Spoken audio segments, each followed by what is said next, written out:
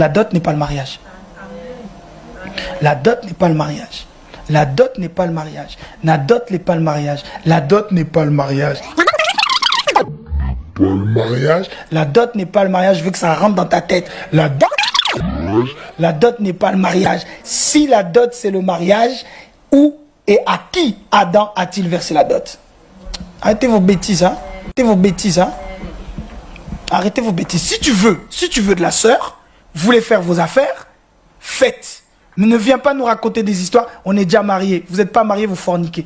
L'État et la famille reconnaissent la relation. Mais c'est l'Église qui bénit le mariage. Vous m'écoutez ou pas? Amen.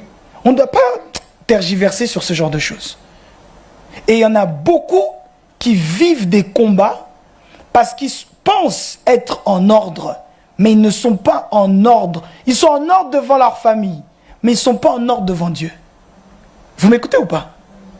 Et d'ailleurs, je vous dis tout le temps, rien ne vous empêche, le jour où vous faites la dot, vous invitez, même moi, je viens, je vous bénis, vous êtes mariés.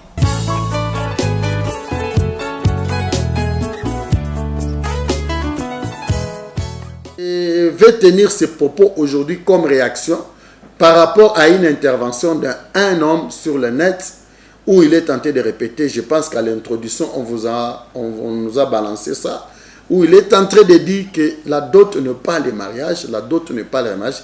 Il a insisté, il a répété, et dans son souci c'était que les gens retiennent ça.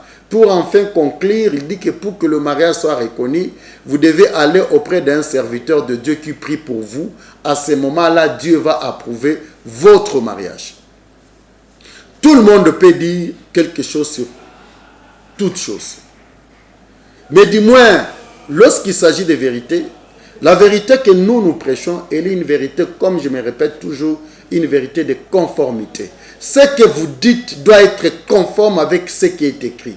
Si ce que vous dites n'est pas écrit, nous ne pouvons jamais, peu importe la sincérité, la moralité dans ce que vous dites. Ce que vous dites, si ce n'est pas conforme à ce qui est écrit, dites-vous la chose par le serviteur de Dieu, par les enfants de Dieu, la chose doit être rejetée en bloc. C'est ainsi que cette parole, pour la comprendre, c'est que nous devons savoir que notre fondement est assis sur les enseignements des apôtres et des prophètes. Dans ce qui est de l'interdiction, lorsqu'on vous dit ne fais pas ceci, fais ceci. L'interdiction vient de Moïse, ne vient pas de la grâce, ne vient pas de Jésus-Christ, encore moins des apôtres. Lorsqu'on vous dit ceci est bien, ceci est mal, cela doit être certifié par ce que Moïse a donné comme enseignement. Lorsqu'on vous dit que ceci c'est un péché, ceci c'est bien, cela ne peut être ainsi si Moïse au départ, car c'est lui qui a eu la mission comme prophète de donner la loi au peuple de Dieu. En dehors de Moïse, par rapport à la Bible, nous n'avons pas une autre personne. Peu importe que la chose que vous voulez condamner et que sur le plan moral, elle n'est pas bonne, mais si par rapport à Moïse, si Moïse ne l'a pas déclaré comme mal, même si vous la prenez sur le plan moral comme mauvais, si Moïse ne l'a pas déclaré comme tel, la chose reste acceptable au milieu des enfants de Dieu. Car nous n'avons pas à suivre les raisonnements ou les philosophies des hommes. Nous avons à suivre la volonté, la parole de notre Seigneur qui est exprimée à travers les Écritures. Par rapport au mariage, effectivement, ce sujet, au milieu des églises, il y a beaucoup de confusion. Or, c'est une question très sensible parce que la question mariage est aussi âgée que l'existence de l'homme sur la terre. Ça veut dire qu'aucun homme ne peut venir aujourd'hui vous dire c'est moi qui ai créé le mariage. Le mariage, la pratique mariage au milieu des hommes a fait marche ensemble avec l'homme lui-même dans son histoire. C'est ce qui explique qu'aujourd'hui nous sommes là.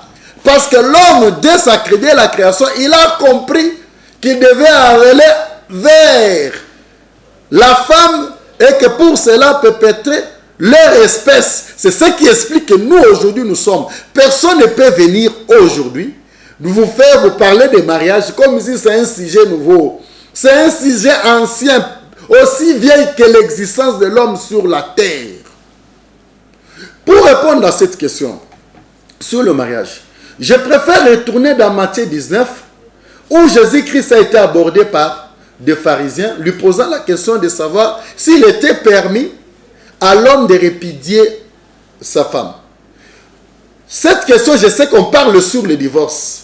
Je vais vous dire pourquoi je vais commencer à répondre par rapport à l'intervention du monsieur en parlant sur ces versets. Ce qui m'intéresse beaucoup plus, ce n'est pas d'abord la question que les pharisiens et les autres sont venus poser à Jésus-Christ. Ce qui m'intéresse, c'est la réponse de Jésus. Jésus-Christ, pour répondre à ce dernier, il dit, n'avez-vous pas lu qu'au commencement, Dieu fit l'homme et la femme, et qu'il dit, l'homme quittera son père et sa mère, et s'attachera à sa femme, et les deux deviendront une seule chair, et que personne ne puisse séparer ce que Dieu a réuni. Lorsqu'on pose la question à Jésus-Christ, Jésus-Christ retourne dans l'ancien temps pour répondre. Ça veut dire, pour avoir la réponse sur ce qui concerne le mariage et le divorce, ce n'est pas question d'aujourd'hui. Il ne rentre pas à son époque. Aux réalités de son époque, Jésus-Christ retourne dans l'ancien temps. Il ne reste pas chez Moïse. Il part au commencement.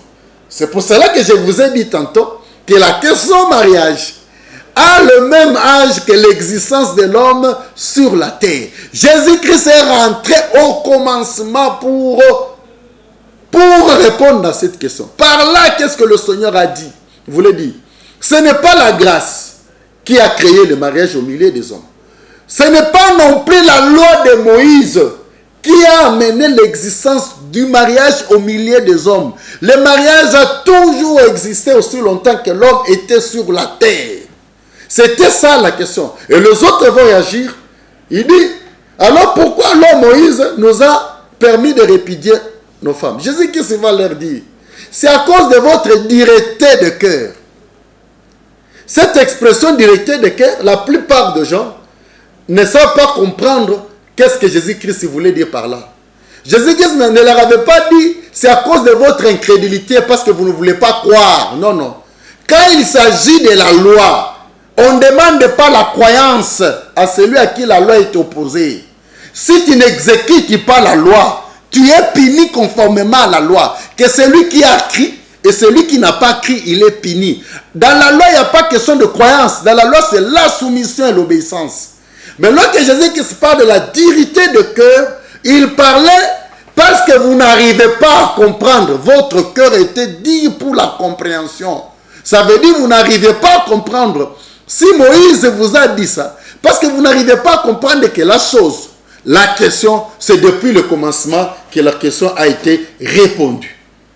C'est de la même façon, lorsque le gars est en train de parler de la dot, lorsqu'il est en train de parler de mariage, nous devons comprendre que nous devons ramener les gens depuis le commencement. C'est depuis le commencement que la question de mariage a été posée dans la Bible, dans les Écritures, c'est depuis le commencement. Ce n'est pas question d'aujourd'hui, ce n'est pas question parce que les gens pratiquent comme ça, mais c'est une question que nous devons savoir, que la question est posée comme telle, et nous devons répondre conformément au commencement. Comment l'homme a-t-il appréhendé l'histoire, la question de mariage depuis le commencement? C'est comme ça que vous verrez que Moïse a consacré le mariage. Moïse n'a pas créé la réalité mariage au milieu des hommes. Dans toutes ses interventions, il n'a fait que consacrer le mariage et confirmer le principe du mariage. Au commencement, il a dit ceci. L'homme quittera son père et sa mère et s'attachera à sa femme. Ça veut dire que l'homme qui quitte son père et sa mère, il va aller s'attacher à celle qui est sa femme. Ce qui veut dire la femme est sa femme avant que l'homme puisse s'attacher. Ça veut dire l'homme, lorsqu'il veut s'attacher à la femme, l'homme ne doit pas s'attacher à toutes les femmes. Lorsque l'homme prend la démarche d'aller chercher la femme auprès de qui il doit s'attacher, il doit s'attacher à la femme qui lui appartient. Ça veut dire que la femme appartient à l'homme avant même ce que vous appelez l'attachement ou encore le mariage. Donc il ne peut s'attacher qu'à la femme qui lui appartient, à sa femme. L'homme est devant 1000 femmes qui sont là. Mais on lui dit, tu dois t'attacher qu'à ta femme. Ça veut dire sur le 1000, l'homme va choisir la femme qui lui appartient. Et quand est-ce que la femme appartient à l'homme? Si la femme appartient à l'homme avant d'être prise dans les mariages. Vous allez lire avec moi, premièrement dans le Deutéronome 22, versets 22 à 24. Il est dit ceci. Celui qui rencontre une jeune fille, vierge fiancée, là, et couche avec elle. On dit que l'homme, si avec consentement de la femme, l'homme et la femme doivent être punis. L'homme pour avoir déshonoré la femme de son prochain, ou encore on dit d'avoir commis l'adultère. La femme, bien que dans l'état ou qualité de fiancée, ici le verset Deutéronome 22, verset 22 à 24, on est en train de reconnaître qu'une fille fiancée, elle est femme à celui qui l'a fiancée. Et on interdit à un autre homme ou à quiconque de coucher avec elle parce qu'en étant fiancée, elle est considérée comme femme de celui qui l'a fiancée. C'est comme ça que vous verrez, nous descendons encore dans Luc 1, verset 26, et dans Matthieu 1, verset 20. Dans Luc 1, verset 26, on est en train de relater l'histoire d'une jeune fille qui s'appelait Marie Vierge, mais elle était fiancée à Joseph. Lorsque la fille, de façon miraculeuse, s'est retrouvée grosse, son fiancé voulait renoncer les fiançailles. En Luc 1, 22, à Luc 1, 20, à Luc 1, 20, vous allez voir, à Luc 1, 20, vous allez voir, l'ange va apparaître à Joseph pour lui dire, ne crains pas de prendre Marie, ta femme, bien que sa fiancée, on dit Marie, ta femme. Donc Marie, étant fiancée conformément à Deutéronome 22, étant fiancée à Joseph, elle était déjà considérée comme femme. D'où une femme qui est fiancée, elle a le statut d'une femme mariée. Et quiconque autre homme que son mari ne peut pas la toucher. Et celui qui la touche commet l'adultère. C'est comme ça que nous rentrons dans le commencement, où nous comprenons déjà que lorsqu'on parle que l'homme quittera son père et sa mère, s'attachera à sa femme. Ça veut dire, l'homme quittera son père et sa mère, s'attachera à sa fiancée. Ça veut dire à la femme qui lui est promise. L'homme ne peut pas s'attacher à n'importe qui. L'homme doit s'attacher à la femme qui lui a été promise. Ça veut dire la fiancée. Maintenant, si nous arrivons à cette compréhension ici, rien qu'à ce stade, nous essayons de ramener cette compréhension biblique. Nous ramenons à l'intervention de ce jeune homme qui parle, la dot n'est pas le mariage. La dot n'est pas le mariage. Mais lorsqu'on lui dit qu'une fille est considérée comme femme de quelqu'un dès le moment de fiançailles, lorsqu'elle est promise à cet homme comme femme, celle-là est considérée par la parole comme sa femme. Et même les principes qui sont tout autour d'elle, ce sont des principes d'une femme déjà prise par un homme. Et lorsqu'on dit la dot n'est pas le mariage, la dot n'est pas le mariage, mais il entendait quoi par rapport à cet enseignement? Vous devez comprendre qu'actuellement, dans notre société, nous avons n'importe qui parle du mariage. Et en plus, le mariage est devenu un acte de cérémonie, un acte de spectacle. Ça veut dire la vraie valeur même du mariage. Nos filles ne sont plus éduquées par rapport à ça. Mais que ce soit à l'église, que ce soit au civil, que ce soit dans nos familles, lorsqu'on parle de mariage, nous sommes dans les spectacles. On ne connaît même pas la valeur de fiançailles une fille. On ne connaît même pas la valeur. Comment les fiançailles prennent fin pour que la femme soit considérée à jamais une femme à toi avec qui tu dois vivre ensemble. Parce que les fiançailles doivent prendre fin.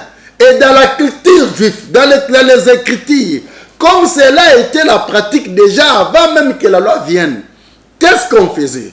Lorsque vous fiancez une fille, lorsque vous la fiancez, et lorsque la période de fiançailles devait prendre fin, L'exemple de Jacob avec ses femmes. Dans toutes les pratiques juives, c'est comme ça. On doit vous amener la fille qui vous a été promise en mariage, qui est votre fiancée. Vous deviez passer du temps avec elle dans une tente. L'homme va s'attacher à elle, comme Isaac s'est attaché à Rebecca. Et on dit, Rebecca devint la femme, l'épouse de notre père Isaac. Lorsque dans cette tente-là, l'homme connaît la femme sexuellement, la période de fiançailles prend fin et l'homme prend maintenant sa fiancée pour vivre avec elle et elle devient sa femme ou son épouse. C'est dans cette philosophie-là que la Bible nous amène. Toute cette organisation-là dont je vous parle, que ce soit l'étape de fiançailles, que ce soit dans l'étape de prise l'acte, de poser l'acte pour prendre possession de sa femme, de sa fiancée comme femme, ça s'est passé que dans la famille. À moins que quelqu'un nous apporte un verset qui contredit la chose. Ça ne s'est passé que dans la famille, que ce soit dans d'autres cultures, que ce soit dans la culture juive. Ça ne s'est jamais passé ailleurs si ce n'est que dans la famille. C'est comme ça que vous allez trouver même là-bas. Pour justifier pourquoi il ne devait pas donner Rachel avant Léa. Il dit, conformément à notre coutume, ça veut dire aux us de notre famille, on ne donne pas la cadette avant l'aîné. Ça veut dire les actes de mariage étaient justifiés, soutenus par la coutume. Or, par la coutume, nous voyons la famille. Par la coutume, nous voyons lorsque le serviteur d'Abraham est allé pour épouser Rebecca, pour aller prendre Rebecca pour femme pour Isaac. Lorsqu'il est allé, il a atterri dans la famille. Lorsqu'il a d'abord rencontré Rebecca, à qui il n'a même pas révélé une intention, même la petite intention. C'est lorsqu'ils sont arrivés dans la famille, il a dit à Rebecca, ramène-moi là où sont tes parents. C'est auprès de ses parents qu'il va révéler l'intention qu'ils sont venus prendre une femme pour mon Seigneur qui était Isaac. C'est dans la famille. Dans toute la Bible, dans tous les exemples, même dans les expressions de la Bible où l'apôtre Paul dit, si un père trouve que sa fille dépassait l'âge nubile, qu'il la marie. On ne fait pas allusion en soi-disant un serviteur de Dieu, que ce soit dans l'Ancien Testament. Il y avait des serviteurs de Dieu, il y avait des Léviques. Tout était organisé. Mais vous verrez, en ce qui concerne le mariage, on n'a pas fait allusion à un soi-disant serviteur de Dieu qui doit intervenir pour donner une certaine bénédiction qu'on appelle nuptiale. Tout s'est passé dans la famille et c'est là où se trouve même la vraie bénédiction. Aujourd'hui, lorsqu'on vous dit d'aller à l'église, une institution. L'église n'a pas existé seulement aujourd'hui. L'église a existé aussi à l'époque de la Bible. Est-ce que vous pouvez nous donner sur quel fondement, vous qui prétendez être église aujourd'hui, vous appelez les gens à vos assemblées, vous leur dites que pour que vous soyez considérés mari et femme, moi, en tant que serviteur de Dieu, je dois vous imposer les mains. Je dois prier pour vous. En vertu de quel verset? En vertu de quel chapitre? En vertu de quelle histoire? En vertu de quel enseignement? Donnez-nous cet enseignement-là pour que réellement, par lequel vous avez cette autorité-là d'amener les gens de la société, de la famille, pour les amener vers vous. Au nom de Dieu, vous les bénissez. Ce sont des faux enseignements, des fausses pratiques. Il nous a été prévenu, nous considérés comme des petits enfants par les apôtres. Il nous a été prévenu qu'il y aura des gens qui vont glisser des faux enseignements dans l'église du Seigneur. Et il a même confirmé, ces gens-là sont déjà. Et à l'époque des apôtres Paul, ils étaient déjà. Et ils ont laissé leur semence. Et apôtre Jean a dit, si vous voulez les attraper, demeurez à ce qui a été au commencement. Donc ce qui a été au commencement, c'est ce qui nous sauve. Si nous nous écartons de ce qui a été au commencement, Nous tombons dans le piège de ces gens-là et on les a même qualifiés des antichrists. Apôtre Jean dit, ils étaient avec nous. Oh, mais ils n'étaient pas de nous s'ils étaient avec nous. Ils allaient rester dans la vérité là où nous sommes. Parce qu'ils étaient incapables de supporter la vérité, ils sont allés ailleurs. Ils ont posé les renseignements. Et les renseignements n'ont pas de fondement biblique. C'est comme la pratique de la célébration de mariage à l'église. C'est une pratique diabolique, une mauvaise semence. C'est une mauvaise semence et je vous rassure. Ne donnez pas votre tête à n'importe qui pour vous imposer les mains au nom des malédictions, des bénédictions. Si cela n'est pas conforme à la recommandation divine, il vous maudit au nom de Dieu. Vous devez vous retirer. La bénédiction du mariage revient au père et à la mère, ou à l'institution représentant ce dernier. C'est-à-dire, ce sont eux qui ont votre bénédiction. Car la femme qui a été déflorée avant d'être prise au mariage, on disait qu'elle est une fille déshonorée. Parce que par cet acte-là, de se retrouver vierge au moment de prise comme femme, la femme, c'était une question d'honneur. C'était un état qui honorait les parents. Et par cela, le parent devait proférer des bénédictions. Pas les pasteurs, pas les serviteurs de Dieu. Je ne dis pas ça pour dire que les serviteurs de Dieu ou les pasteurs ne sont pas utiles dans la société. Je confirme qu'ils sont utiles. Mais leur tâche, leur rôle a été bien défini dans la parole. L'histoire des mariages, c'est une histoire qui concerne la famille. Et ça ne doit pas quitter dans la famille. Et nous vous le disons. J'ai suivi aussi un grand prédicateur à qui j'ai beaucoup de respect, où il est en train de dire que si le père refuse de prendre de la dot, et si la mère, la famille et le père refusent de prendre de la dot, vous amenez ces dots ici, nous allons garder ça à l'église jusqu'à ce qu'ils vont se... Ce genre de démarche, ça relève de la loi.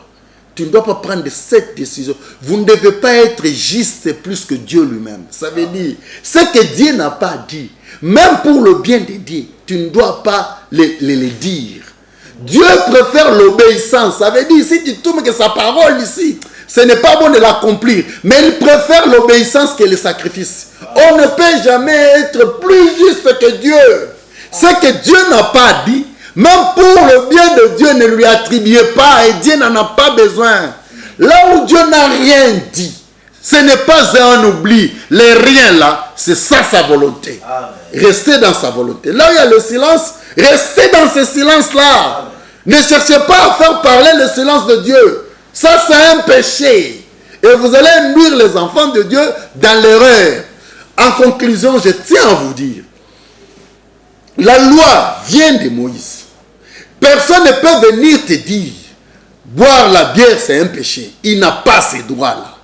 On vient, on dit, Moïse a dit ceci, que celui qui prend une bière alcoolisée, il est ceci, c'est un péché, il nomme le péché. Elle va là le verset.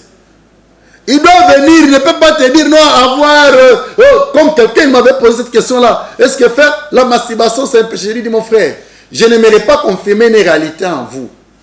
Dire que c'est un péché pendant que la Bible ne l'a pas qualifié ainsi, Moïse ne l'a pas qualifié ainsi, je ne peux pas dire que c'est un péché si je n'ai pas d'appui. Toi, tu n'as pas besoin de me poser moi cette question. Interroge la loi. Est-ce que la loi a dit que c'est lui qui se donne du plaisir par son propre corps, il se dit ce plaisir sexuel, commet-il un péché? Dans quel terme la parole l'a dit? S'il n'y a pas, il n'y a pas. Même si moi je ne peux pas pratiquer ça, même si moi je n'aime pas ça, même si moi je dois interdire ça au milieu de mes enfants, je ne le dirai pas au nom de Dieu pendant que Dieu n'a pas dit ça. Dire ça, même si c'est un bien, vous trompez, vous êtes un menteur. Et pour dire la vérité, c'est de dire aux enfants, du point de vue médical, c'est un mal.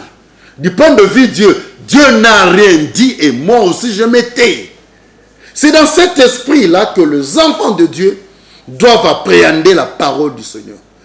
Et parole du Seigneur, c'est que Dieu lui-même a dit. Ce n'est pas ce que nous disons pour le compte de Dieu. Non. Mais la parole de Dieu, c'est que Dieu lui-même a dit. Il y a certains sujets où on a abordé même le Seigneur Jésus-Christ. C'est le problème d'héritage. Il a dit, qu'est-ce que moi j'ai à faire à vos affaires? Est-ce que le fait de ne pas répondre, ça fait de Jésus-Christ quelqu'un qui ne réfléchit pas ou quelqu'un qui n'a pas la connaissance? C'est une question lorsqu'on vous pose et que vous n'avez pas de soubassement clair dans la Bible, de déclarations ou de faits, alors taisez-vous ou renseignez-vous. Dès que vous avez une expression claire et précise de Dieu, vous avez une expression claire et précise de Dieu, vous pouvez déclarer ça au nom de Dieu, vous le lui attribuez. Donc c'est pratiquement ça qu'on ne perturbe pas votre esprit. Le mariage n'est pas église. Le mariage n'est pas institution église. Le mariage, c'est dans la famille. Et cela a toujours été ainsi depuis le commencement. Ce n'est pas le blanc qui est venu apprendre au noir de se marier. Ce n'est pas Moïse qui est venu prendre aux enfants d'Israël de se marier. Le mariage a toujours été la pratique depuis le commencement. Et la parole du Seigneur le démontre. Et si nous voulons gérer la question du mariage, nous devons aller au commencement. Vous allez voir avec les apôtres, ils n'ont pas contredit le commencement. C'est seulement ces pratiques actuelles. D'ailleurs, le premier mariage qui a été célébré à l'église au 15e siècle, ça veut dire 1500 ans après Jésus-Christ, ce n'est pas une affaire des Écritures, c'est une affaire des hommes. Et que l'homme n'a pas le droit, même au nom de Dieu, d'apporter sa domination sur vous. Car l'homme conduit à la mort, mais la parole de notre Seigneur nous conduit à la vie. Nous devons l'obéir et suivre sa parole, car Dieu cherche l'obéissance, non le sacrifice. Ne sommes pas plus justes que Dieu, restons dans la justice de Dieu, dans ses limites, c'est en cela que Dieu va nous agréer. En attendant, en tout cas, que le Seigneur vous bénisse. À notre prochaine émission, nous allons choisir encore un autre sujet qu'on aura développé avec vous. Que le Seigneur vous bénisse en attendant.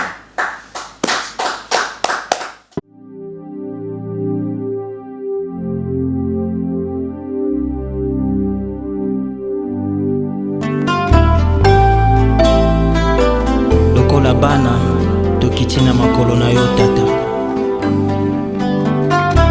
lokola basali toina malasi tosopa nyonso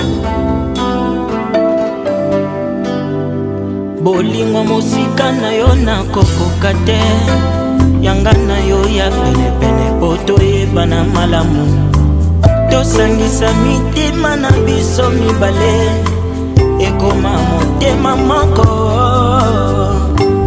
À force de vivre ensemble tous les jours, bato oyo balingana bakokanaka ya ya ya ya ya ya nanga Yesu ya motema ya ya ya ya ya ya bolingo etondinga na motema na pesi bomoye nanga maboko na yo zuwa nyonso bomoi nanga na pesi na yo na makolo na yo na mibwaki Yesu ndenge na kweya lolango na mikabi mbeka nakende lisusu wapinga yo Nana koti na